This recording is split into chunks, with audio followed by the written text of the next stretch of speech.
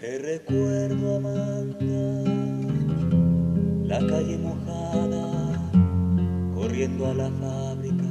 Amanda, con su sonrisa ancha y la lluvia en el pelo, nos la ha vuelto a recordar. Ha sido una de las 5.900.000 personas que votaron sí en Chile a la pregunta ¿quiere usted una nueva constitución? Enfrente a 1.600.000 que votaron que no. Muchos, es verdad, beneficiarios del gobierno, de las casitas altas, todas hechas con resipol. Otros, sin embargo, gente del pueblo, rehenes todavía del miedo. 78% frente al 22% de la población. Otro tanto hizo lo mismo para que la asamblea que escriba esa nueva constitución nazca del pueblo, de abajo, y no estén ahí presentes los asambleístas actuales, muchos de ellos rehenes del pinochetismo, el pueblo con el alma llena de banderas. La Constitución chilena de 1980 estaba hecha a medida de las exigencias de esos economistas formados en Chicago con Milton Friedman. Cuando el golpe del 73 contra la Unidad Popular de Allende, el shock que produjo, la enorme violencia, fue aprovechado para privatizar casi toda la riqueza del país, salvo el cobre, porque los militares dijeron que querían seguir cobrando. Por supuesto, fue el momento de aplicar uno de los principios neoliberales de estos Chicago Boys. Los sindicatos entorpecen el funcionamiento del libre mercado, así que lo mejor es prohibirlos. Educación privada, sanidad privada, pensiones privadas, universidades privadas, transportes privados, mercados desregulados, venta del país a las empresas multinacionales. Es que la única manera de vivir en Chile era endeudándote. Duerme, duerme, negrito. Como en todas las dictaduras, después de la represión quisieron dar la imagen de calma. La Constitución del 80 iba a dar apariencia legal a un acto nacido de un horrendo crimen.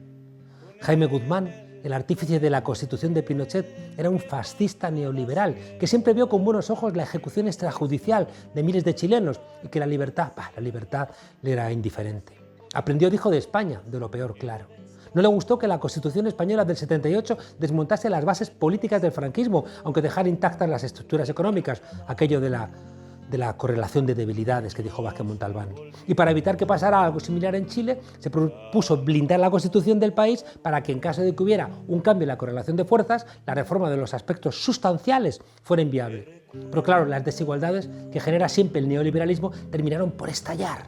La subida de los precios del transporte en octubre del 19 desbordó la paciencia de los jóvenes, que salieron a las calles a protestar y a cantar no son 30 pesos, son 30 años. Sebastián Piñera, el dirigente que había acompañado el genocidio en Colombia de Iván Duque, el que había buscado el derrocamiento de Maduro, el que ha apoyado a Trump y a Bolsonaro, aprobó un estado de emergencia para intentar parar a los jóvenes disparándoles a los ojos para que no vieran lo que estaba pasando, que tiraba a los adolescentes de los puentes para que no cruzaran a ningún lado. El pueblo va a elegir directamente a 150 personas, la mitad hombre y por vez primera la mitad mujeres, para que redacten la Constitución en una asamblea. En el preámbulo, que es donde se escribe la esperanza del nuevo contrato, hablarán seguro de alamedas abiertas y del compromiso con la igualdad, la libertad y la fraternidad, esas que quemaron las manos asesinas. Y dirán que ese pueblo se ha levantado de su ruina y que en todo nuestro desprecio y en esta votación histórica ya están pagando su culpa los traidores. Bienvenidas a la frontera, desobedientes. Donde trabajaba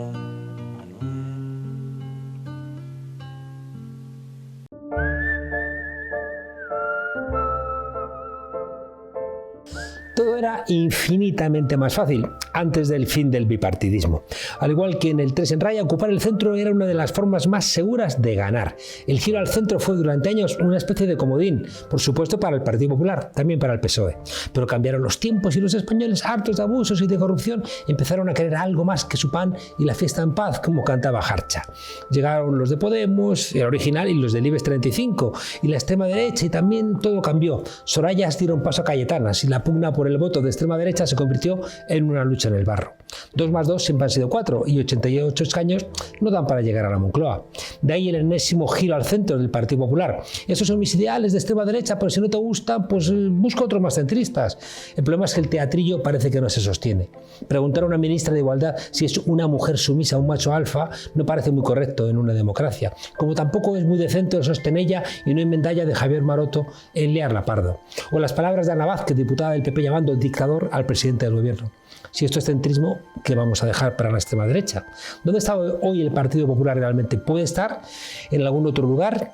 ¿Realmente se pelearon Abascal y Casado? Y para responder a estas preguntas, pues no podíamos librarnos de preguntar a seguramente la persona que más sabe sobre el Partido Popular en España. Jorge Bestringe, muchas gracias por acompañarnos aquí en la frontera. Encantado siempre contigo. Jorge, ¿la derecha española es igual que la derecha europea? Bueno, es que hay varias derechas en Europa también, ¿no? Quiero decir, la derecha española sería más bien thatcheriana. Vamos a dejarlo en thatcheriana. Pero hay otras derechas. Por ejemplo, ¿cómo se llama? El predecesor de Macron era un retorno de la derecha bonapartista. Después está la derecha demócrata cristiana, que la encuentras en Bélgica. Entonces, ¿a quién se parece más? A Margaret Thatcher. Es una derecha dura, liberal en lo económico y en cuanto a valores, muy estricta.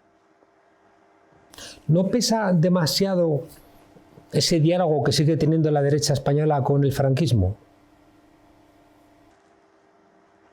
Bueno, es que el franquismo existió, y claro, ha marcado a la derecha y a la izquierda de este país, no solamente a la derecha. Pero claro, que ya hay una cuenta histórica pendiente, claro que sí, sin duda. Y no la terminan de zanjar. Porque se tiene que morir más gente de la pandemia, ¿comprendes? Para poder zanjar eso. Tienen que morir más viejos, quiero decir, para acabar con las ataduras franquistas de la derecha española. Hay una resurrección en los cachorros de la derecha y de la extrema derecha, de esa idea de Franco, de esa idea de España excluyente. No sé si es una cuestión biológica o es una cuestión de un discurso que se repite constantemente. No, yo creo que es una cuestión biológica. En parte importante es una cuestión biológica. Te estás refiriendo a los jóvenes, ¿no? Sí, ahí la biología influye mucho, la vida es así. Hay también otro tipo de razones, ¿no? Y cuando la pandemia termine, si es que termina, que terminará, pues habrá aquí también los white trash, o sea, la basura blanca, histérica, y muchas veces, por cierto, histérica con razón, las cosas como son. Mire, la moción de censura tiene una lectura fácil. Uno, Vox ha sido derrotado, pero no es verdad. Para Vox, la moción de censura, que no hay que olvidar, constructiva, y por lo tanto inganable, y por eso se inventó para que no hubiese desestabilización, tú lo sabes mejor que nadie que se estudia ahí, no hubiese desestabilización a lo Weimar en Alemania, ¿no? Por tanto, no, es muy difícil de ganar. Pero es la consagración de Vox. Al final de esta moción de censura, Vox es la oposición. Y el PP pasa de derechita cobarde a derechita traidora. Eso es así. Y por lo tanto, pues, no, estuvo muy bien Casado. Estuvo también que le felicitó Pablo Iglesias, con lo cual yo pienso que las bases del partido echaron a temblar, ¿no? Si Pablo Iglesias felicita a Casado, ¿de dónde sale Casado? Claro, pero fíjate, en esa dirección, Iglesias y algunos analistas han insistido en que Pablo Casado hizo un discurso canovista, ¿no? Mientras que Vox se asemeja más, como tú venías a plantear antes, a una derecha como la latinoamericana, como la de Bolsonaro, ¿no? Con reminiscencias, sí, con Bolsonaro, las dictaduras. Es lo más parecido, estoy de acuerdo.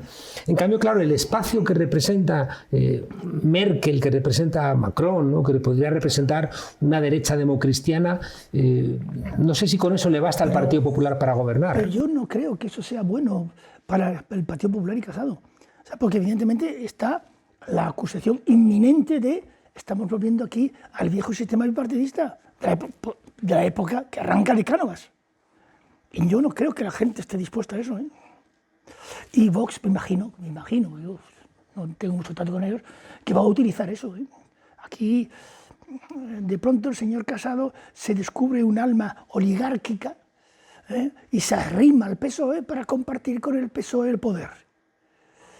Yo no me fiaría mucho. Es decir, espero que el señor presidente del gobierno no cometa el error un día de decir, bueno, pues ahora yo, ¿verdad?, me hago un contubernio con el PP y mando Podemos a hacer puñetas. Y espero que no lo haga, porque si lo hace, eso significa, bueno, que no le salen las cuentas para hacer eso. Por ahora. Pero tú ten en cuenta que hay un espacio en la derecha que en este momento está siendo ocupado por Vox. ¿Y el Partido Socialista no se siente a disgusto con esta recuperación de postulados socialistas? Sí, puede ser. Bueno, sí, no, hombre, espero que sí. Espero que sí. Y por eso otra vez ahora dar otro bandazo hacia el otro lado yo no lo veo muy previsible. Sí, pero yo tengo una información de Vox que me llega por parte de un amigo mío que está allí, que me ha dicho que están batiendo récords de afiliación en estos momentos, a raíz de la moción de censura constructiva. Bueno, eso decían en Murcia y hemos visto una foto con 6 personas. Bueno, a mí es lo que me han contado, Yeah. es que te diga. Oye, claro, tú estuviste en el Partido Popular y has visto cómo cada vez que el Partido Popular quería ganar unas elecciones hacía su giro al centro. Sí, pero hacía su giro al centro con un postulado. Nada a mi derecha. Por cierto, Alfonso Guerra tenía el mismo postulado al otro lado, nada a mi izquierda. Entonces, cuando el partido se aseguraba de que no había nada a su derecha, resbalaba hacia el centro. Por lo que tú has comentado antes, ¿no? De que aquí había una idea de que las elecciones se ganaban o se perdían en el centro, punto. Por tanto, solo el centro existía. Pero es que no es el caso ahora, cuidado. O sea, el PP no puede decir nada a mi derecha, no. El PP tiene a su derecha un monstruo que ha salido del mismo. No digo monstruo en el sentido negativo, sino un monstruo, una cosa dura, que puede funcionar, Sí. ¿Por qué ese ataque incluso personalizado de Casado contra Abascal en la moción de censura? Yo no lo entiendo. No lo entiendo porque no fue elegante.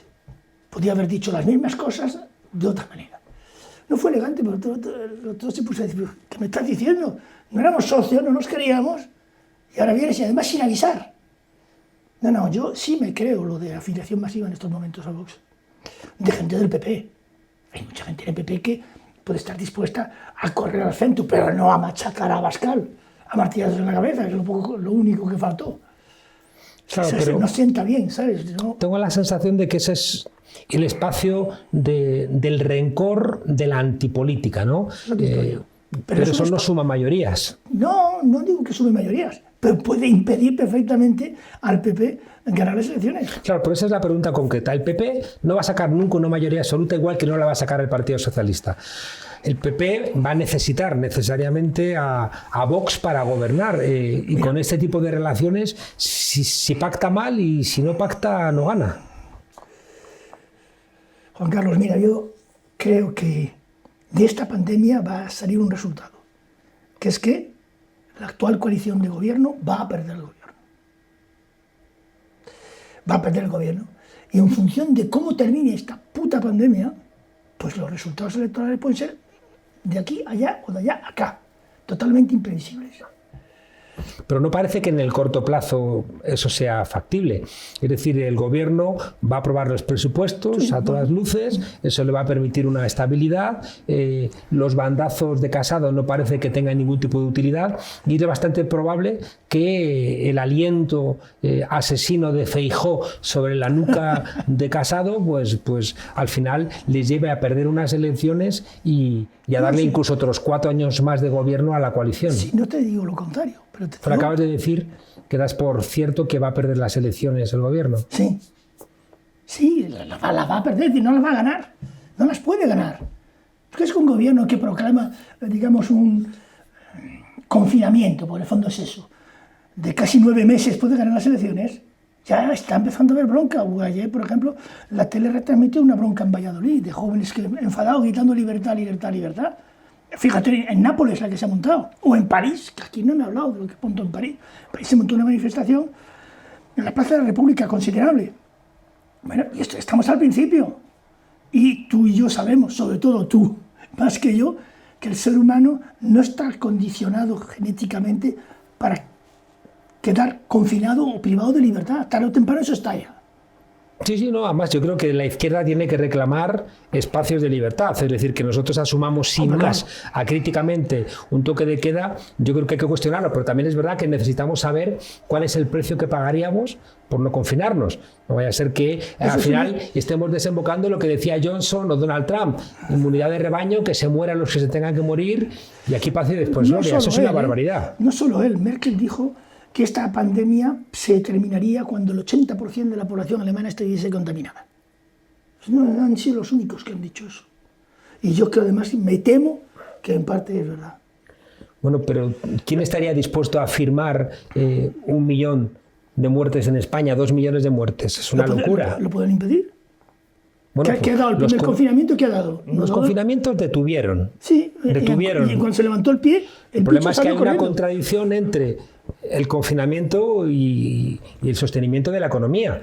Pero lo que no podemos hacer es decir, bueno, pues apostemos por la economía, que se mueran y se contaminen todos los que se tengan que contaminar y como decía antes, aquí paz y después gloria. Sí, sí, sobre todo para los muertos. Gloria a los pobrecitos.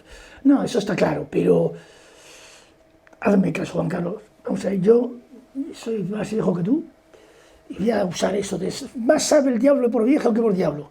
No tienen ni puta idea de cómo meterle mano a esta historia. Ya, pero tampoco menos todavía Díaz Ayuso, que dice estupideces todo un día sí y un día también en Madrid, y tampoco lo saben en Galicia, y tampoco lo saben en Euskadi, y tampoco lo saben en pero hay gente que te Murcia. Y te dirá, el doctor Simón no para de decir paridas también. Es que es complicadísimo porque no tienen ni idea. Bueno, pero porque la propia ciencia está diciéndote una cosa y la contraria. Sí. Hay ahora mismo una pelea entre epidemiólogos diciendo unos inmunidad de rebaño y otros confinamiento. Sí, lo que pasa es que desde un punto de vista de la humanidad parece más sensato apostar por el confinamiento que no por la inmunidad de rebaño. No. Y como la izquierda apuesta por el humanismo, parece sensato que opte, por tanto, por apoyar los confinamientos. Estoy de acuerdo. Otra cosa es que los confinamientos no pueden ser con toque de queda, tiene que ser la propia ciudadanía la que los entiende y los asuma. ¿Te estás tocando el violín? La ciudadanía puede asumirlo durante 1 mes, 2 meses, 3 meses, pero durante 9 meses, ¿será que lo aguante? Antes estaba yo pensando, hay una expresión francesa, mise au pas, expuesta al paso, hacer que la gente vaya donde debe ir, entre comillas, donde debe ir. Antes eso se conseguía con las guerras, ahora no es posible, claro, se consigue con una pandemia. Tú coges el esquema de funcionamiento del gobierno y de la oposición, y es el mismo que Alemania durante la Segunda Guerra Mundial. Uno ve el comando de Wehrmacht, que es los famosos presidentes regionales convocados, los técnicos famosos de la tecnocracia, como la llaman ahora, tecnocracia médica. Ahí tienes al doctor Simón, ahí tienes al filósofo puesto, transformado en médico, que es el señorilla. Por tanto, claro que hay que hacer lo que están haciendo, pero yo no discuto eso. Lo que digo es lo que no sé si va a resultar. Tú me estás diciendo que lo otro es peor. Claro que lo otro es peor, pero sigo pensando que no sé cómo va a resultar. Bueno, pero entonces, si la ciudadanía es consciente de estas cuestiones, no tiene por qué votar a la locura que implicaría trasladar al gobierno de España el gobierno de Murcia, el gobierno de Madrid o el gobierno de Andalucía. También la ciudadanía puede adoptar la actitud típica de decir, mira, ustedes han fracasado, yo por tanto ustedes no les voy a votar, punto. ¿A quién voto? Yo qué sé. Al principio, acuérdate, al principio muy poca gente votaba por el Frente Nacional en Francia. Una política totalmente de demonizarlo hasta límites absurdos, y los fracasos de los diferentes gobiernos están llevando a Francia a tener que hacer constantemente coaliciones con un solo programa que no gane ¿Tú crees que es igual el Frente Nacional en Francia que el PP o que Vox en España? No. ¿Por qué? Porque el Frente Nacional en Francia es estatalista en economía, es bastante progre en economía, bastante progre, es decir, que bastante social, perdón por la expresión. No tiene problema ni con los homosexuales, ni con los trans, ni pitos, ni flautas. No, es otro mundo. Si yo tuviese que definir lo que es un fascismo a la francesa, que en el fondo es lo que es el Frente Nacional, dígame usted, son colbertistas. ¿Te acuerdas de Colbert? Son colbertistas. Explica a nuestra audiencia. Bueno, Colbert fue un ministro de Luis XIV, que uno de los grandes teóricos del proteccionismo, pero sobre todo la intervención del Estado en la economía, ¿no? Entonces, es el que construyó, bueno, prácticamente la industria francesa, que luego sobrevivió hasta el final de la Segunda Guerra Mundial. Y con una política muy clara de preferencia nacional, los extranjeros sí, pero no. Eso es Colbert. Colbertismo, búsquese, Jean-Baptiste Colbert. Está enterrado en París. Entonces, los franceses son colbertistas, incluso cuando son del Partido Comunista. Marché, por ejemplo, era colbertista, clarísimamente. Lo que pasa es que no existe una tradición colbertista en España, y por esto digo que en España, lo que algunos llaman la extrema derecha, que yo pienso que es más bien una especie de populismo radical de derechas, se parece más a Margaret Thatcher. Estos no son proteccionistas, estos no son partidarios de la intervención del Estado. Parecen requetés, ¿no? Son Sí. falangistas, son a favor de la globalización financiera, defienden al rey aunque esté en No, Abu pero Dhabi. los falangistas no defendían eso, cuidado, ¿eh? No digo, porque una parte de esta derecha es falangista. Aznar está más cerca de la falange Sí. que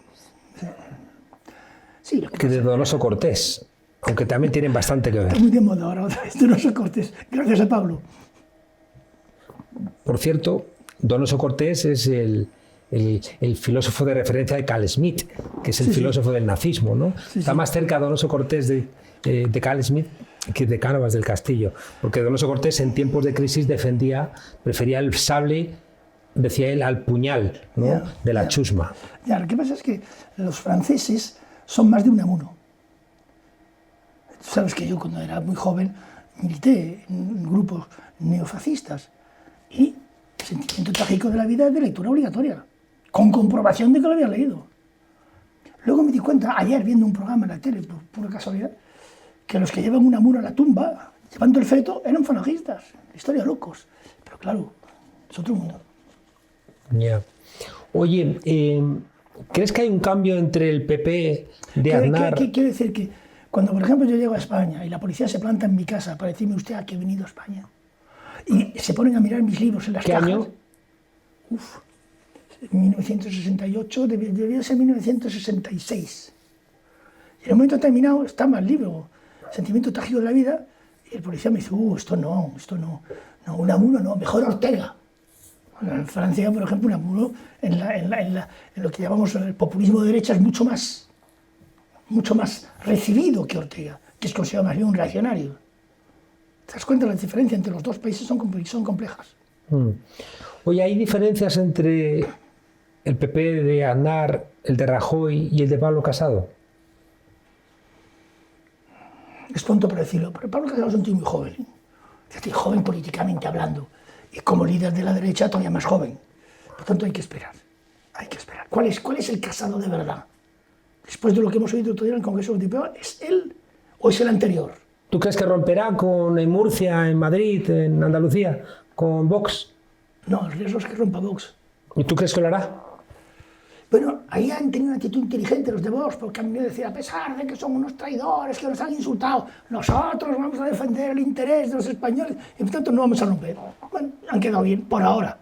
Ya veremos si después pueden aguantar esa jugada, porque ya en un momento en que Vox tendrá que ser consecuente y el PP también. ¿Y Ciudadanos qué pintan todo esto?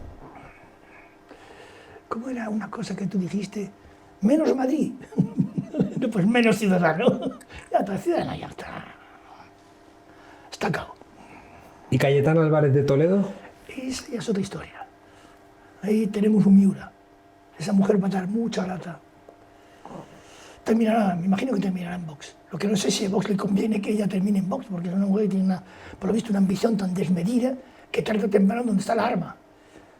Pero, ¿sabes que esta fue alumna de Eliot, de la España imperial? Que no es poca cosa, ¿no? Tiene una alta valoración de sí misma. ¿Ella qué es? Ella es thatcheriana. Además de educación británica. Oye, para despedirnos, yo miro el sistema político español y no se parece al portugués, no se parece al francés, al alemán, al inglés. Se parece algo al italiano. Ahí, ¿no? yo creo que vamos camino de un sistema político a lo italiano.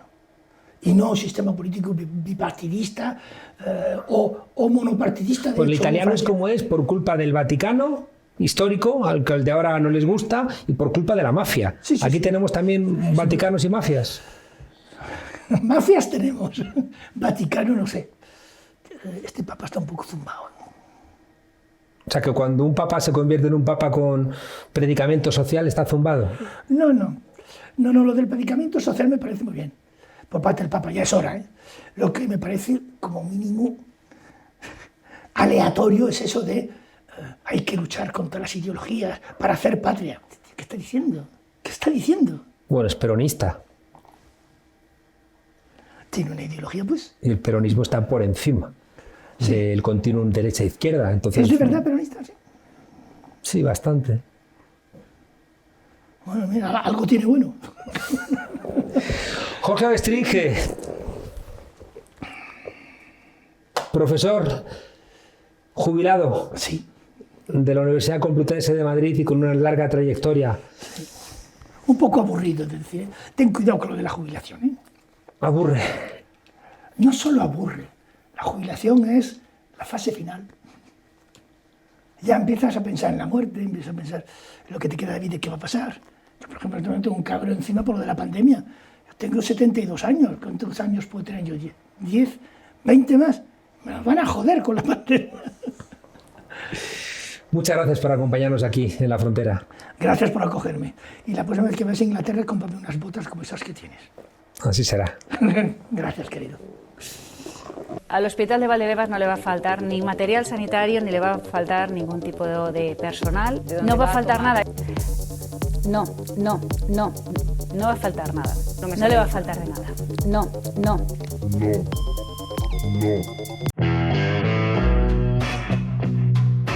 Isabel Díaz Ayuso acaba de anunciar que el hospital de emergencias, en el que ha invertido 50 millones de euros de los madrileños, se inaugurará, por supuesto, varias veces, pero la primera esta semana. El problema está en que sabemos, por supuesto, de dónde salen los ladrillos, incluso el cemento, pero aún no se tiene ni maldita idea de dónde sacará a los médicos. Y la gente se pregunta, ¿lloverán del cielo con la próxima borrasca? ¿Se multiplicarán como los panes y los peces o como los hijos de Israel? ¿Saldrán piripis y entropel de la chistera de Miguel Ángel Rodríguez? Ayuso no sabe y no contesta, porque ella no está para perder el tiempo con estas nimiedades. No. Son preguntas que no se le hace a un presidente autonómico normalmente. No hay derecho, es que van a pillar. Esas preguntas no se las hace nadie a una presidenta autonómica, y menos en Telemadrid. Vamos, que en tu propia casa te saquen los colores, es que esto con Esperanza Aguirre no pasaba. No. Al igual que en los hospitales de Pin y Pon o Barriguitas, el de Díaz Ayuso está surtido de todo tipo de accesorios: goteros regulables, camas articuladas, toallitas de felpa en los servicios, televisión de pago en las habitaciones, toallitas húmedas para todo tipo de menesteres. ¿Qué pasa si no hay médicos? Pues que médicos y enfermeras, ¿para qué? Si lo importante es que Begoña Villacís esté ahí el día de la inauguración preparando un buen bocata de calamares como en IFEMA, porque a los amiguetes constructores no les tiene que faltar de nada, al menos en la democracia española. La noticia de los avances del Hospital de Valdebebas sale a la luz al mismo tiempo que las dimisiones de las responsables de atención primaria y los hospitales de Madrid. Unas renuncias que tienen que ver con la cada vez más mermada capacidad hospitalaria y con unos sindicatos reclamando más personal sanitario. 7 renuncias de responsables sanitarios madrileños desde que empezó la pandemia. 7. La sanidad madrileña de nuevo al borde del colapso. La salud de millones de personas en peligro. Pero claro, Díaz Ayuso no está para esas cosas. Su rendición de cuentas, ¿qué? ¿Las dará la historia? ¿Lo suyo que es la posteridad? ¿Como los faraones? Díaz Ayuso, un consejo. A poder ser, los médicos que vayan a Valdebebas los sacas de las zonas del sur de Madrid. A poder ser que estén bien confinadas. Porque a ti, ¿qué más te da? A ti y a los que te apoyan. Porque al fin y al cabo no son pobres. Bueno, pues eso.